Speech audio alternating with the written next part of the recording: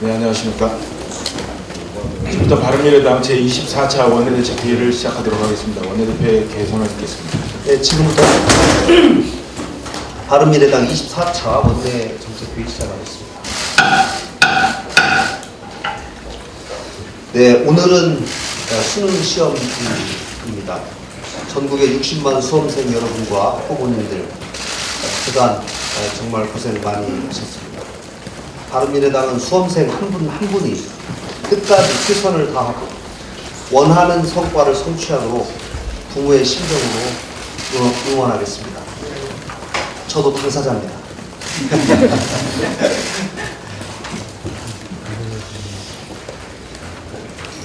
예, 바른미래당이 어제 지난 13일 기자회견에 이어서 어제도 다시 한번 입장을 밝혔습니다. 조명래 환경부 장관 임명 강행과 돌려막기 인사, 공공기관 고용세습과 채용비리 관련 국정조사 수용 요구에 대통령과 여당이 답해줄 것을 요구했습니다. 대통령께서는 지난 5일 여야정 협의체 합의문의 후속 조치를 위해서 여야가 실무단위 운영을 합의한 직후에 기습적인 일방 통보를 보여주었습니다. 앞에서는 협치, 뒤에서는 통치를 한 것입니다. 대통령과 민주당은 협치를 자신들이 필요할 때만 말하는 주머니 속의 사탕으로 생각해서는 안 됩니다. 대통령과 민주당이 과거에 그토록 비난했던 박근혜 정권의 불통과 국회의 무시를 그대로 답습하려 하고 있습니다. 분명히 말씀드립니다. 진정한 협치를 말하고 실행하시고자 한다면 야당의 요구에 답하십시오. 국회와 정치권 내 기득권 중 하나인 특활비 폐지에 바른미래당이 앞장섰고 정치개혁을 주도한 바 있습니다. 이에 그치지 않고 내년도 정부 예산안에서 정부 부처와 청와대의 특활비도 폐지하거나 대폭 축소할 것임을 바른미래당은 밝힌 바 있습니다. 내년도 청와대 예산안에 특수활동비로 181억 원이 책정됐습니다. 국회가 그래 했듯이 이제는 청와대도 기득권을 내려놓아야 합니다. 문재인 정부가 적폐 정권이라고 부르는 박근혜 정부의 비리 중 하나가 특활비 사용 때문이었습니다. 박근혜 정부의 특활비 사용이 적폐라고 하면서 문재인 정부의 특활비 사용은 정의라도 되는 겁니까? 청와대의 기득권을 그대로 놔둔 채 무슨 적폐청산이 되겠습니까? 바른미래당은 청와대는 물론 정부 부처들의 특활비를 면밀하게 들여다보고 과감한 삭감, 폐지를 검토할 것입니다. 청와대도 이러한 기득권 청산에 적극 동참해야 할 것입니다. 이상입니다. 네, 서울시는 시사나 공공기관에 대한 전수조사를 통해서 채용비리 의혹이 청년들에게 좌절감을 안기고 국민적 불신을 초래하고 있는 중대한 문제인 만큼 의혹을 충분히 해소하고 공공기관이 신뢰를 회복할 수 있는 기틀을 마련할 수 있도록 심혈을 기울여 전수조사를 추진해 나갈 것이라고 밝혔습니다. 하지만 서울시의 이 말을 믿을 수 있는 사람은 아무도 없습니다. 지난 국정조사에서 확인됐듯이 먼저 조사에 공정함과 엄정함이 없습니다. 당시 서울교통공사 인사처장은 국회에 친인척 명단을 제출할 때 직접 본인의 배우자를 빼고 제출하는 자의적인 명단 조작을 하였습니다. 이런 행태에서 어떻게 조사의 엄정함과 공정함을 가할 수 있겠습니까? 그리고 채용 비리의 본질은 기회의 불공평, 과정의 불공정, 결과의 불이입니다. 하지만 서울시는 이에 대한 아무런 문제의식이 없습니다. 서울시의 정규직 전환은 계약직으로 입사를 해서 1차로 무기계약직으로 전환이 된 다음 그리고 정규직으로 전환되는 과정을 거쳤습니다. 이 계약직과 무기계약직의 전환 과정은 채용 및 전환 과정은 모두 서류 전형에 의해서 이루어졌습니다. 그리고 1인이 지원하여 1인이 합격하는 합격률 100%라는 과정을 거쳤습니다. 하지만 일반 공개 경쟁 시험을 통해서 입사하는 청년들은 서류 전형 외에 인성과 면접 절차 등 다단계의 평가 절차를 거치고 그 경쟁률은 무려 50대 1에 달합니다. 이런 과정의 차이가 바로 과정의 불공정이고 이런 과정의 불공정이 채용 비리인 것입니다.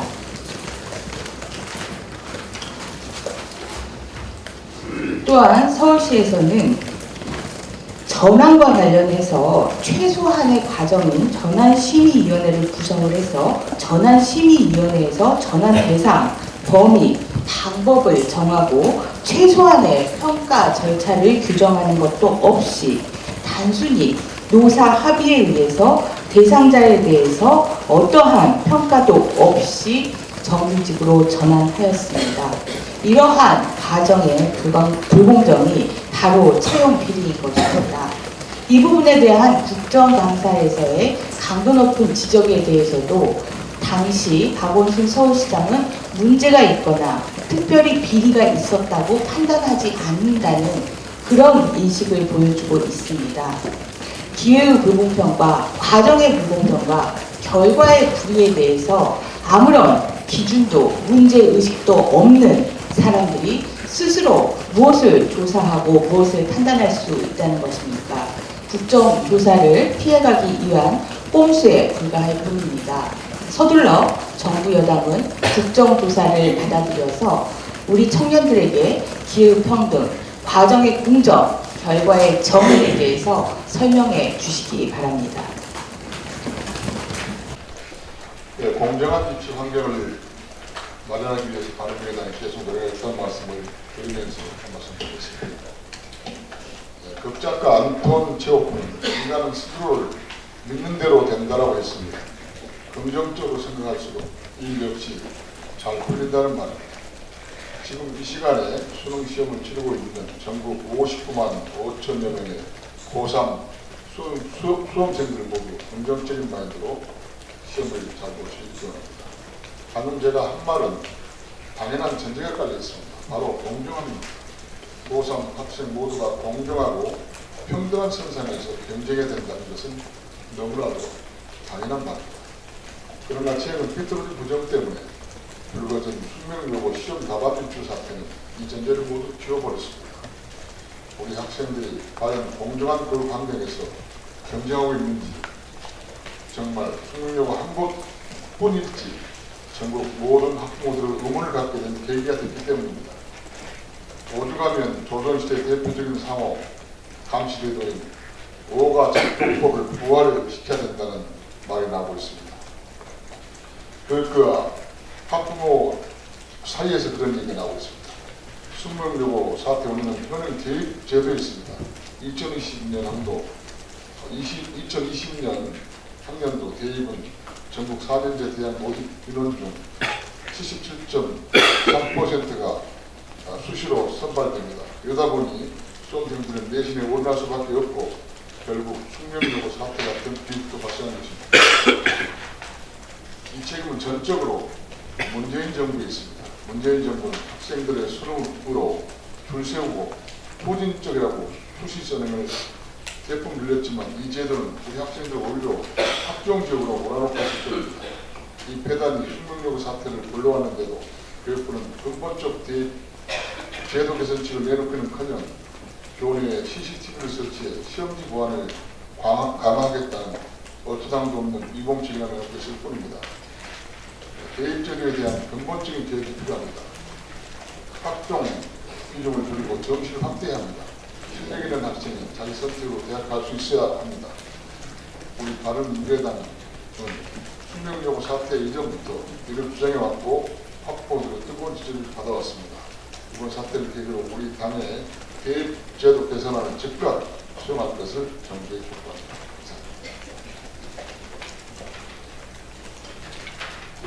최도대원입니다.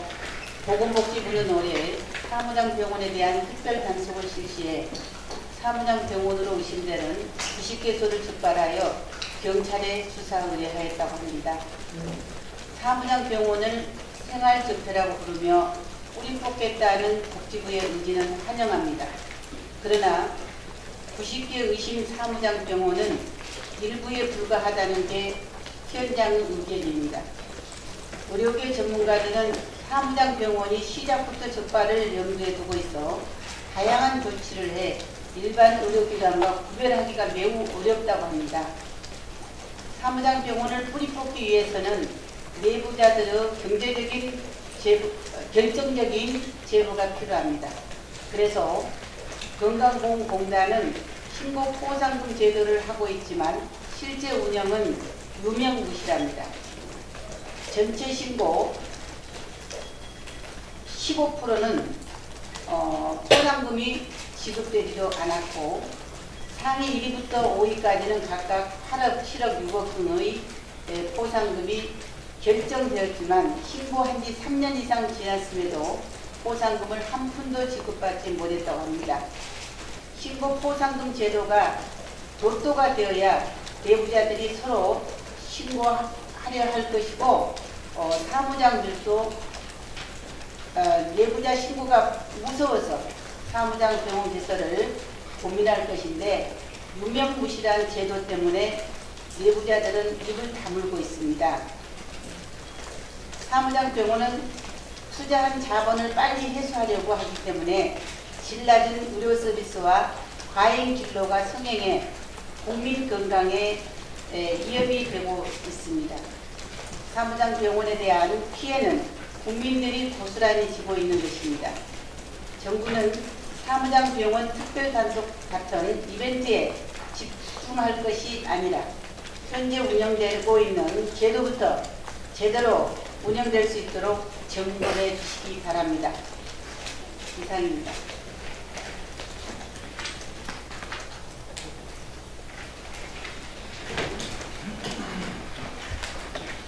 네, 임재훈입니다. 지금 며칠 전에도 말씀드렸습니다만 대한민국은 일시적인 고용 한파, 고용 대란을 넘어서 차갑게 얼어붙어버린 고용 동토가 되어가고 있습니다. 어제 통계청 발표에 의하면 전체 인구에 대비한 고용률이 9개월 연속 하락하고 있습니다.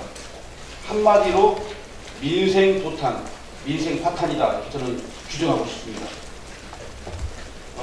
이러한 그 민생 빙하기를 초래한 것은 뭐니 해도 정부의 독단적인 경제정책 추진과 국민 고통을 외면한 고집불통 정책의 산물입니다. 이걸 부인하는 국민은 아무도 없을 것입니다. 이번 경제 수장 조치는 누가 봐도 문책성 경질 인사입니다. 그럼에도 불구하고 새로 임명된 김수현 정책실장은 전반적인 경제정책을 수정할 수 없다 이렇게 밝히면서 점점 더 망가져가고 있는 국민 경제를 방치하고 잘못된 정책을 고집하고 있습니다. 도대체 왜 김수현 정치실장은 국민들의 절규와 눈물을 내밀하고 있는 겁니까? 국민과 시장은 새로 임명된 정치실장과 경제부총리 후보의 등장 이후 망해가는 경제정책을 계속 고집하는 시장 역행 정책에 불안해하고 있습니다. 민생 현장은 더 이상 이념 편향적 실험장이 아닙니다. 편가르기, 이분법적 대응을 즉각 그만두시기 바랍니다. 마키아벨리는 자신의 정책을 시대에 맞추는 자는 흥하지만 정책이 시대의 요구와 충돌하는 자는 멸망한다고 말한 바 있습니다. 지금이라도 잘못된 길을 속히 돌이키셔서 국가적 난국과 재앙을 미연에 방지하기 바랍니다. 이상입니다.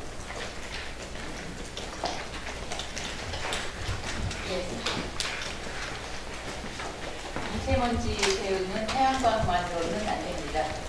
2019학년도 대학 수학능력 시험이 있는 오늘 수능 한파 대신 미세먼지가 걱정입니다.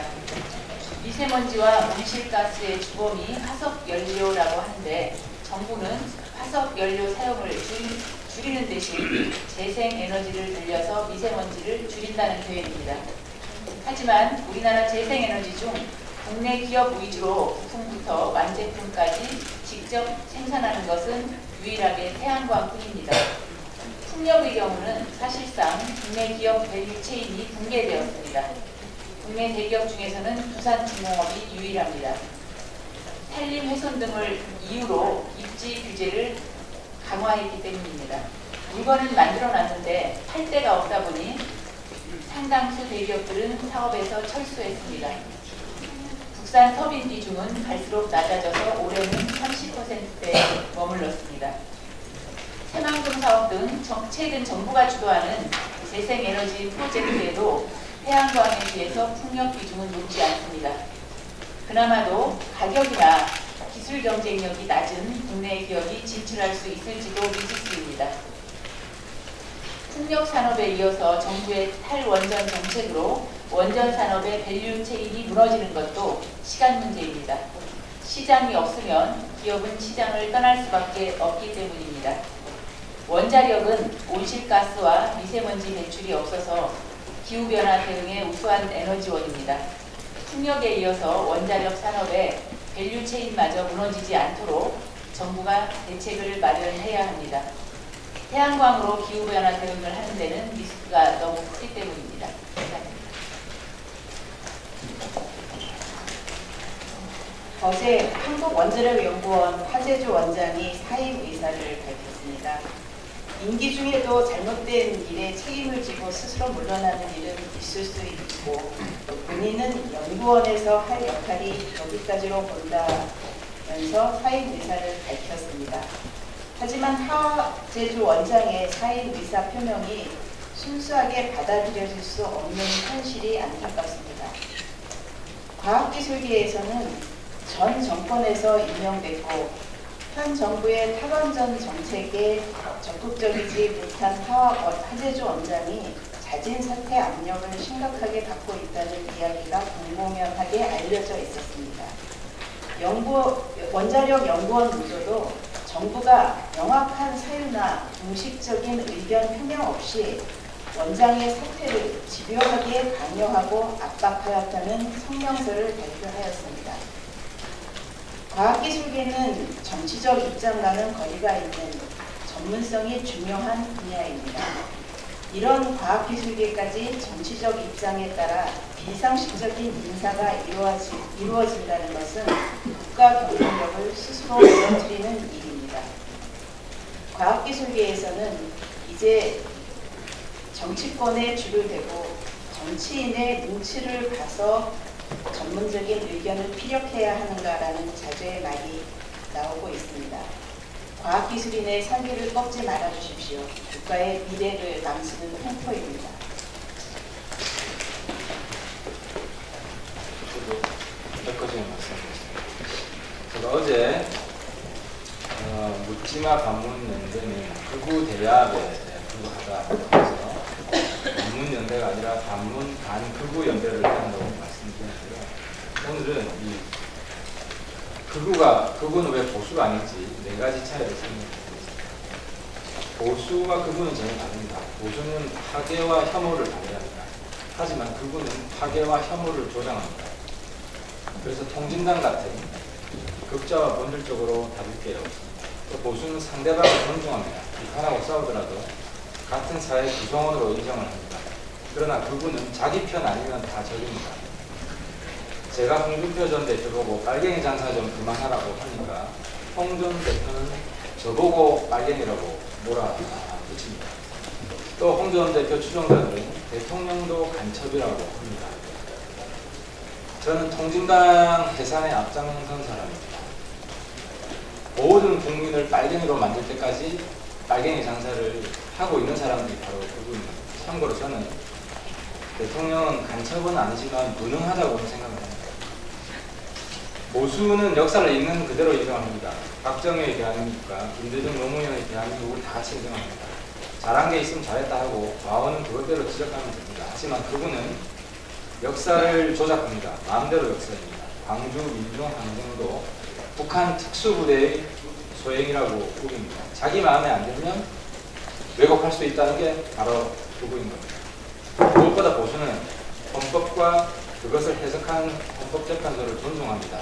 하지만 그분은 헌법도 자기 마음대로 해석하고 헌재도 인정하지 않습니다. 헌재가 헌법에 의해 심판한 박근혜 전 대통령 탄핵을 인정하지 않으면 보수가 아닙니다. 그분입니다. 문재인 정부의 무능과 엄한 독선 바로잡아야 합니다. 하지만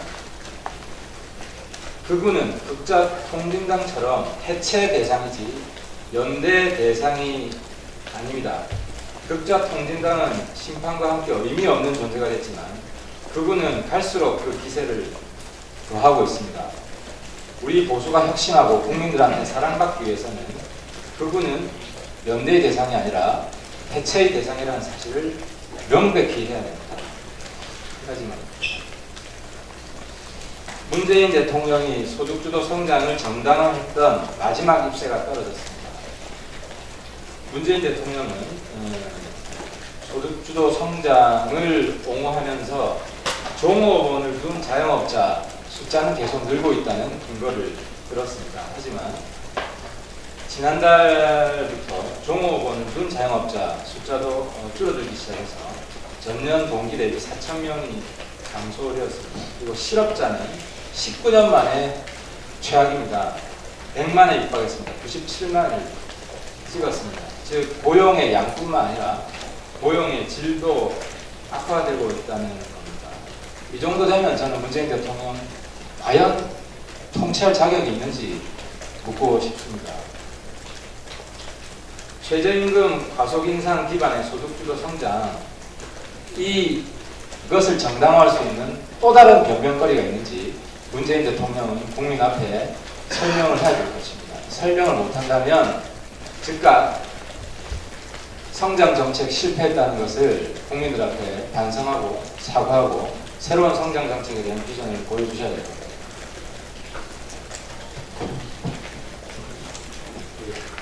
최희대입니다. 어제 증권선물위원회가 삼성 바이오로직스가 고의 분식 회계를 했다는 것에 대해서 의결했습니다.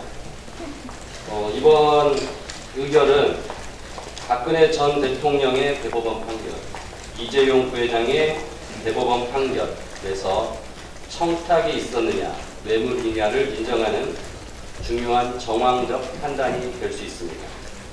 또한 삼성그룹의 이재용 부회장의 경영권 승계 작업의 일환이었던 삼성물산과 제일모직의 합병에 대해서도 매우 중대한 영향이 있습니다.